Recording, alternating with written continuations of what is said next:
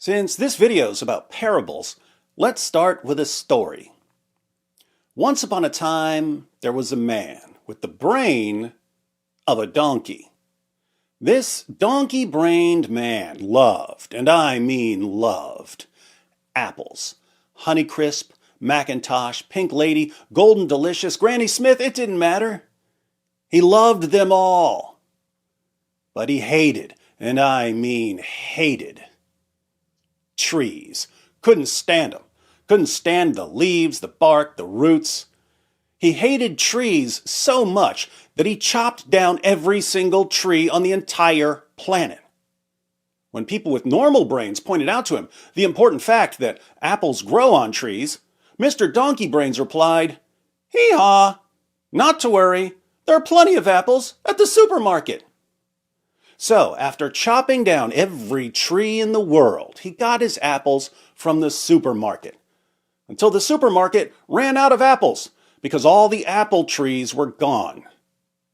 Then our donkey-brained friend spent the rest of his life moaning and wailing and screaming and crying and heeing and hawing, trying to figure out why there were no more apples.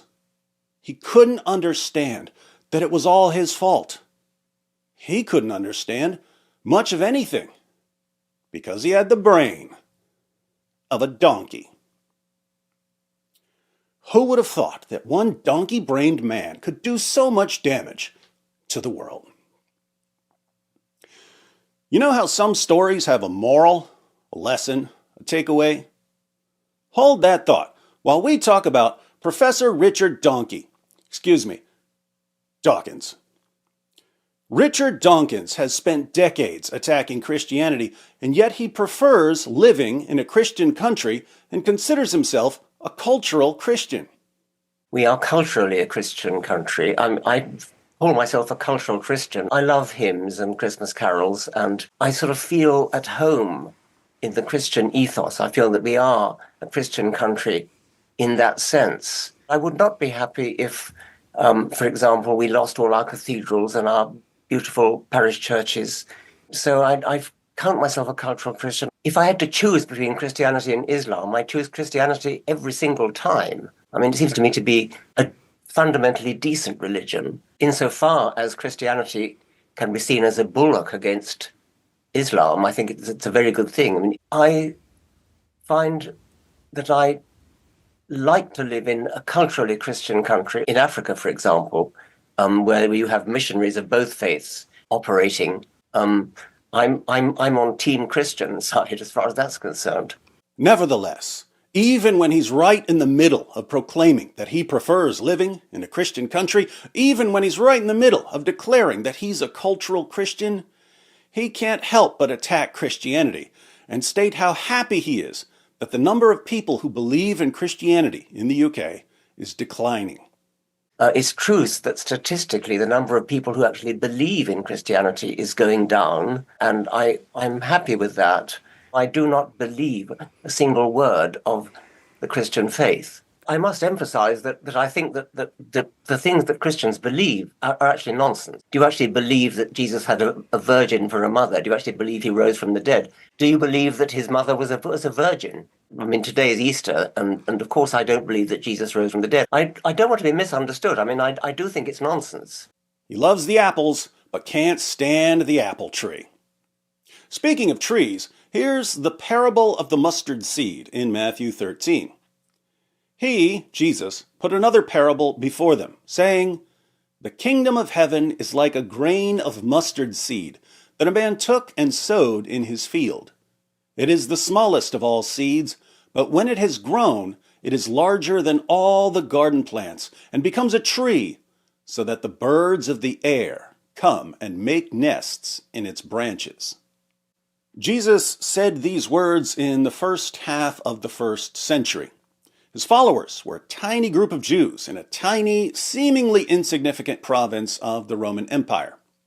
But he said that the kingdom of heaven was like a mustard seed, tiny little seed that grows until it becomes the size of a tree, so big that birds come and make nests in its branches. So, Christianity is going to start really small but become really big. That part's easy to understand. But what do the birds represent in the parable? Small seed becomes a big tree. Birds come and perch in the branches of the tree. What do the birds symbolize? There are two broad approaches to interpreting parables. You can treat a parable as an isolated story, ignore everything else, read the parable, and see what the message is.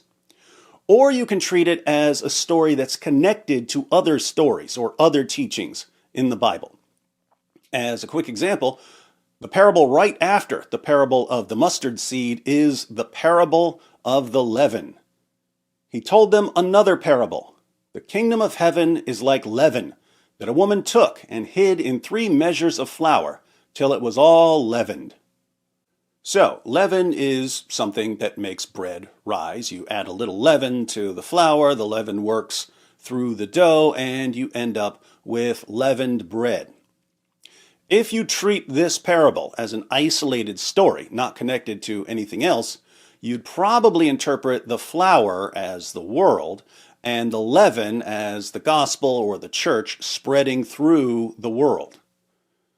But if you connect this parable to the rest of the Bible, it means something totally different.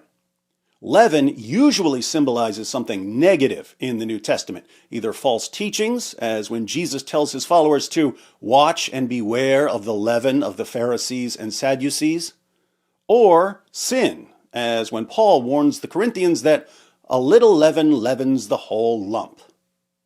If you read the parable of the leaven in light of other Bible passages where leaven symbolizes something bad, you're probably going to interpret the parable differently. Instead of the leaven representing the gospel or the church and the flour or dough representing the world, you might conclude that the flour or dough represents the church and that the leaven represents sin or false teaching spreading into the church.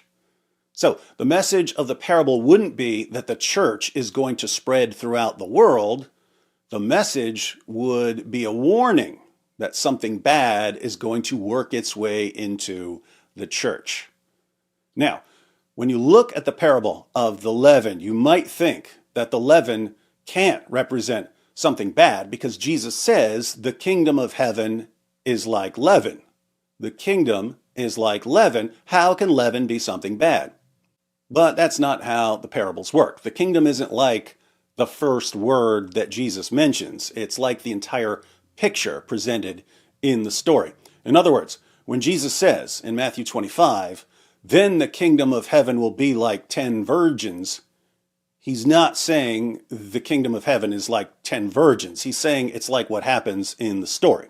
The story tells you something about the kingdom.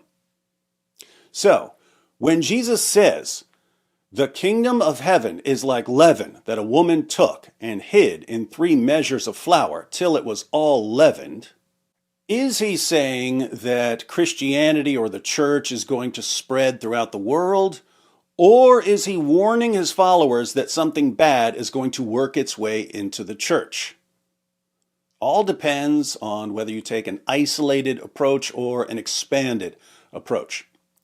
Full disclosure, I'm not opposed to the idea that both interpretations can be valid and that there can be multiple layers of meaning in a parable. There can be a surface level meaning and a deeper meaning. Jesus said that we're dealing with the secrets of the kingdom of heaven here. With this in mind, let's get back to those pesky birds in the parable of the mustard seed. The kingdom of heaven is like a grain of mustard seed that a man took and sowed in his field. It is the smallest of all seeds, but when it has grown, it is larger than all the garden plants and becomes a tree, so that the birds of the air come and make nests in its branches. What do the birds represent? Isolating the parable from everything else, the birds don't have to represent anything. The birds could just be another way of emphasizing how big the mustard plant becomes.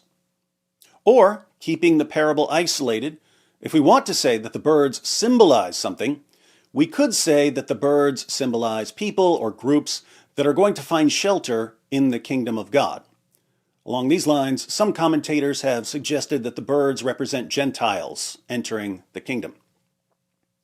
But what happens if we don't treat the parable of the mustard seed as an isolated story? What if we look outside the parable for a clue about what the birds represent? Interestingly, Jesus talks about birds in another parable earlier in the same chapter, and he explains to his disciples what the birds there represent. The parable of the sower. That same day, Jesus went out of the house and sat beside the sea, and great crowds gathered about him, so that he got into a boat and sat down. And the whole crowd stood on the beach, and he told them many things in parables, saying, A sower went out to sow. And as he sowed, some seeds fell along the path, and the birds came and devoured them. Jesus describes different types of soil and how different types of soil affect the growth of the grain. The path is hard from people walking on it, so the seeds never enter the soil, and birds come and devour them. Jesus goes on to explain this parable. He says, Hear then the parable of the sower. When anyone hears the word of the kingdom and does not understand it, the evil one comes and snatches away what has been sown in his heart. This is what was sown along the path. So, the birds in the parable of the sower represent the forces of the evil one. The birds symbolize something bad, opposition to the gospel, something that snatches away the words of Jesus to keep people from understanding them. That's the immediate context of the parable of the mustard seed. We have the birds in the parable of the sower. A sower went out to sow, and as he sowed, some seeds fell along the path, and the birds came and devoured them. And then we have the birds in the parable of the mustard seed. The birds of the air come and make nests in its branches. If some of the negative meaning carries over from one parable to the other, and the birds in the parable of the mustard seed represent the forces of the evil one that snatch away the gospel before people can understand it, then this parable turns out to be a prophecy about the enemies of the kingdom. The kingdom of heaven is like a grain of mustard seed that a man took and sowed in his field. The kingdom is going to begin as something extremely small, as Christianity did in the first century. It is the smallest of all seeds, but when it has grown, it is larger than all the garden plants and becomes a tree. The kingdom is going to become the biggest plant in the garden, as Christianity did when it grew and impacted the world, so that the birds of the air come and make nests in its branches. The kingdom is going to become so big, it's going to have such a massive impact on the world, that even its enemies, even those who oppose it, even those who can't stop attacking it, are going to be living in it. They're the ones who snatch away the gospel, but they're perched on the branches of the kingdom. The enemies of the gospel are going to feel quite at home in the kingdom. Where did Richard Dawkins say he feels at home? I sort of feel at home in the Christian ethos. I feel that we are a Christian country in that sense. And yet, he just can't stop snatching the seeds. I must emphasize that I think that the things that Christians believe are actually nonsense. Do you actually believe that Jesus had a virgin for a mother? Do you actually believe he rose from the dead? Do you believe that his mother was a virgin?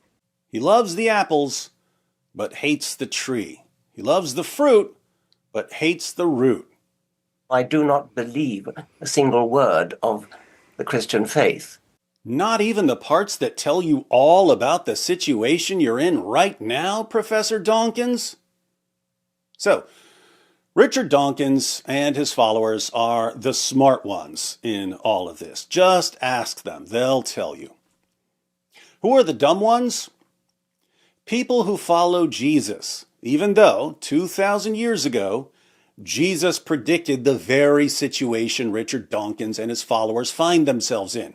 and Richard Dawkins and his followers can't figure out why the civilization they feel at home in is falling apart all around them, and they can't stop blasting away at the tree they're living in. The new atheists assured us that the more people turn away from Christianity, the more rational people will become. That was their prophecy. What actually happened? Well, the moment people in the West started turning away from Christianity in large numbers, the entire Western world started going completely insane. How can the new atheists be the smart ones when they can't even see the obvious? How can people who live in a tree think they're smart while chopping down the tree they live in? How can people who like apples think they're smart while declaring war on apple trees? How can people who live in a forest think they're smart when they've started a forest fire? We read multiple passages in Matthew 13, the parable of the sower, the parable of the mustard seed, and the parable of the leaven. But Jesus explained in this same chapter the spiritual blindness of people like Richard Dawkins and his followers. Jesus says, "This is why I speak to them in parables, because seeing they do not see, and hearing they do not hear, nor do they understand." Indeed, in their case, the prophecy of Isaiah is fulfilled that says, "You will indeed hear, but never understand, and you will indeed see, but never perceive. For this people's heart has grown dull, and with their ears they can barely hear, and their eyes they have closed, lest they should see with their eyes, and hear with their ears, and understand with their heart, and turn, and I would heal them." So, my atheist friends, how you like them apples?